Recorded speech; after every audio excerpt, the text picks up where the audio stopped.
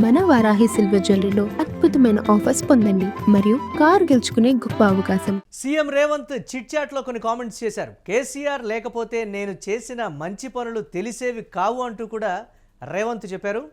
రావణుడి చెడు వల్లే రాముడి గొప్పతనం తెలిసిందంటూ వేదాంత ధోరణిలో మాట్లాడారు రేవంత్. కేసీఆర్ ఉండడం వల్లే నాకు గుర్తింపు వచ్చిందంటూ చెప్పారు. ఫామ్ హౌస్లో కేసీఆర్ రెస్ట్ తీసుకుంటున్నారని అంతా అంటున్నారని రేవంత్ చెప్పారు. నా అనుమానం ప్రకారం కేసీఆర్ను గృహ నిర్బంధం చేశారని కూడా రేవంత్ కామెంట్ చేశారు. కుటుంబ సభ్యులే కేసీఆర్ను నిర్బంధించారు అంటూ రేవంత్ చేసినటువంటి కామెంట్స్ బీఆర్ఎస్ నేతల్లో పెను ఆగ్రహానికి గురవుతున్నటువంటి పరిస్థితి ఉంది. దీనిపై మరిన్ని అప్డేట్స్ మా కరెస్పాండెంట్ సత్య అందిస్తారు. సత్య, రాజకీయాల్లో మరో రకమైనటువంటి విమర్శ ఏంటి? కుటుంబ సభ్యులే కేసీఆర్ను నిర్బంధించారని సాక్షాత్తు ముఖ్యమంత్రి హోదాలో ఉన్నటువంటి ఒక వ్యక్తి అన్నారు అని అంటే ఏంటి బీఆర్ఎస్ నేతలు దీనికి సంబంధించి ఆలోచించేటువంటి పరిస్థితులు ఉంటాయంటారా, లేకపోతే ఎలా ఉండబోతుందని అంటారు? ఈ కామెంట్స్కి సంబంధించి రియాక్షన్స్.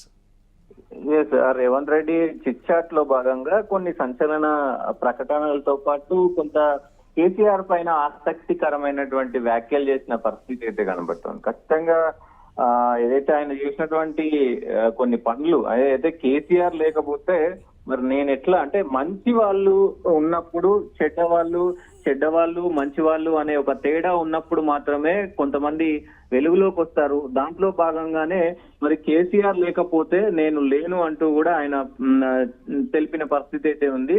సో నేను చేసిన మంచి పనులు నేను చేసినటువంటి మంచి పనులు ఇప్పుడు ఎట్లా తెలిసేవి? గతంలో 10 సంవత్సరాలు కేసీఆర్ పరిపాలించిండు, మొత్తం కూడా అవకతవకలు జరిగినాయి. కేసీఆర్ ప్రభుత్వం మొత్తం కూడా తెలంగాణను దాచుకుంది.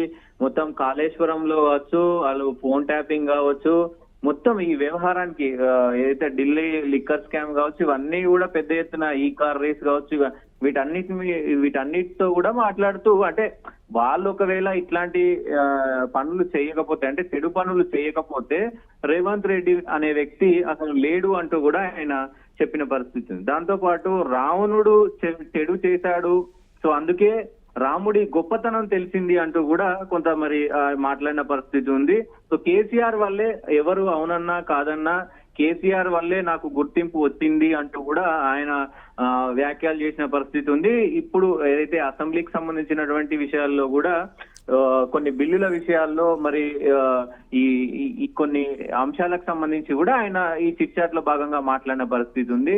సో గతంలో సపోర్ట్ చేయనటువంటి అందరూ కూడా బీఆర్ఎస్ సంబంధించినటువంటి వాళ్ళందరూ కూడా ఇప్పుడు ప్రస్తుతం ఎందుకు వాళ్ళ గురించి ఎస్సీల గురించి అయినా, ఎస్టీల గురించి అయినా, బీసీల గురించి అయినా, దేని గురించి అయినా ఇప్పుడు ఎందుకు అడుగుతున్నారు? అసలు బీఆర్ఎస్ లో ఉన్నటువంటి వాళ్ళకి అర్హత అనేది లేదు అంటూ కూడా ఆయన వ్యాఖ్యానించిన పరిస్థితి అయితే కనబడుతూ ఉంది. ప్రస్తుతం ఇటు కేసీఆర్ సంబంధించినటువంటి హెల్త్ కు సంబంధించి కూడా ఆయన ఫామ్ హౌస్ లోనే రెస్ట్ తీసుకుంటున్నారని అంతా అనుకుంటున్నారు. కానీ ఫామ్ హౌస్ లో ఆయనకి బేసిక్ గా బయటికి రావాలి, ప్రజలతో మాట్లాడాలని ఉంది. కానీ అక్కడ కుటుంబ సభ్యులు హరీష్ రావు కావచ్చు, కేటీఆర్ కావచ్చు, అలాగే ఇంకా బీఆర్ఎస్ పార్టీలో ఉన్నటువంటి వాళ్ళు. బీఆర్ఎస్ నేతలు చెప్తుంది ఏంటి అంటే కేసీఆర్ లాంటి ఉద్యమ నాయకుడిని, మాజీ ముఖ్యమంత్రిని, చరిష్మా ఉన్నటువంటి మా నేతను నిర్బంధించే పరిస్థితులు ఉంటాయా? మీరు ఏం మాట్లాడుతున్నారు? ముఖ్యమంత్రి స్థాయిలో ఉండి కొంచెం ఆలోచించి మాట్లాడాలి కదా అని కూడా చెప్తున్నటువంటి మాట ఏంటి? ఆ రియాక్షన్ దాన్ని ఎలా చూడొచ్చు అంటారు?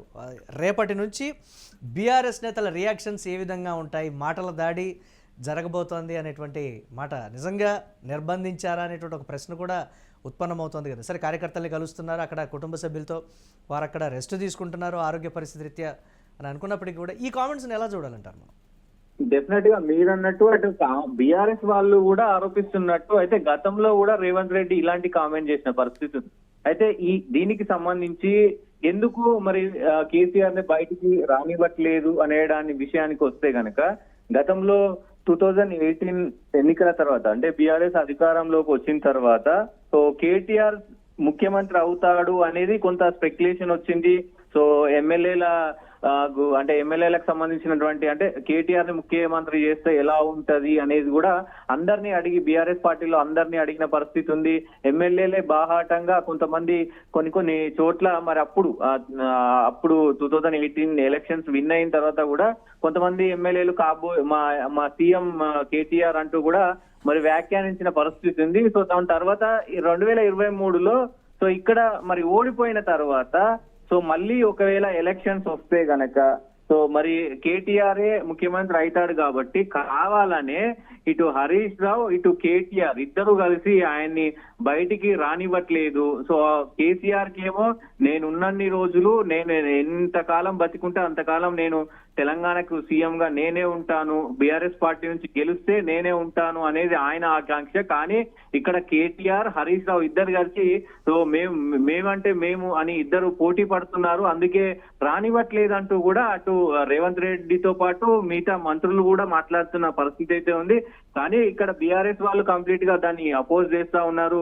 సమయం వచ్చినప్పుడు కేసీఆర్ బయటికి వస్తాడు, ఖచ్చితంగా ఏదైనా మార్పు కావాలంటే నిజంగా మార్పు కోసమే ఈ ప్రభుత్వాన్ని తెచ్చుకున్నారు. మళ్ళీ ఆ మార్పు అనేది ప్రజల నుంచే రావాలి, ప్రజలు బయటికి వచ్చి మాట్లాడితే తప్ప కేసీఆర్ బయటికి రాడు అంటూ కూడా ఇటు కేటీఆర్ గాని హరీష్ రావు గాని చెప్తున్న పరిస్థితి ఉంది. అయితే ఈ ప్రభుత్వం మరి ప్రస్తుత ప్రభుత్వం నిజంగా మంచి చేస్తుందా చెడు చేస్తుందా అనేది ప్రజల నుంచి రావాలి, ప్రజలు చెప్పాలి. కాబట్టి సో కేసీఆర్ ఆ టైం కోసం వేచి చూస్తున్నారు, ఎప్పుడు బయటికి రావాలో అప్పుడు ఖచ్చితంగా కేసీఆర్ బయటికి వస్తారంటూ కూడా మరి కేటీఆర్ అయినా హరీష్ రావు అయినా ఇద్దరు చెప్తున్నారు. కాబట్టి కొంత రేవంత్ రెడ్డి చేసినటువంటి చిట్ చాట్ లో కొన్ని అంశాలపైన అటు బీఆర్ఎస్ సంబంధించి ఇటు హరీష్ రావు కేటీఆర్ కి సంబంధించి కూడా కొంత కీలకమైనటువంటి వ్యాఖ్యలు చేసిన పరిస్థితి ఉంది.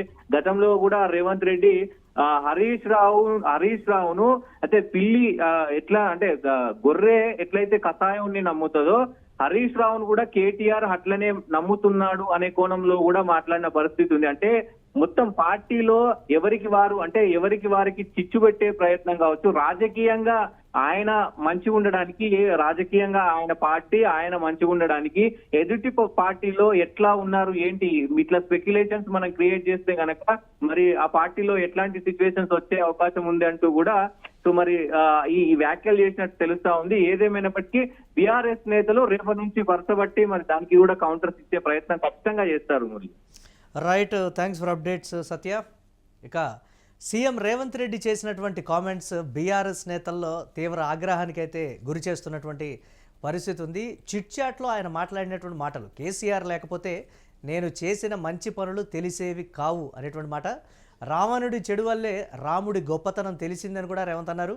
కేసీఆర్ ఉండటం వల్లే నాకు గుర్తింపు వచ్చిందని ఆయన చేసినటువంటి కామెంట్. అలాగే ఫామ్ హౌస్లో కేసీఆర్ రెస్ట్ తీసుకుంటున్నారని అంతా అంటున్నారు, నా అనుమానం ప్రకారం కేసీఆర్ను గృహ నిర్బంధం చేశారు అంటూ ముఖ్యమంత్రి హోదాలో ఉండి రేవంత్ చేసినటువంటి కామెంట్స్ కూడా పెను సంచలనానికి దారితీశాయి. కుటుంబ సభ్యులే కేసీఆర్ను నిర్బంధించారు. చూడాలి రేపటి నుంచి బీఆర్ఎస్ నేతలు ఏ విధంగా రియాక్ట్ అవుతారనే దానికి సంబంధించి. కేసీఆర్ లాంటి నాయకుడిని కుటుంబ సభ్యులే నిర్బంధించారు అని అంటే నిజంగా బీఆర్ఎస్ పార్టీలో ఏం జరుగుతుందనేటువంటి రకరకాల ప్రశ్నలు కూడా రేవంత్ రెడ్డి చేసినటువంటి కామెంట్స్ ద్వారా వ్యక్తమవుతున్నాయి.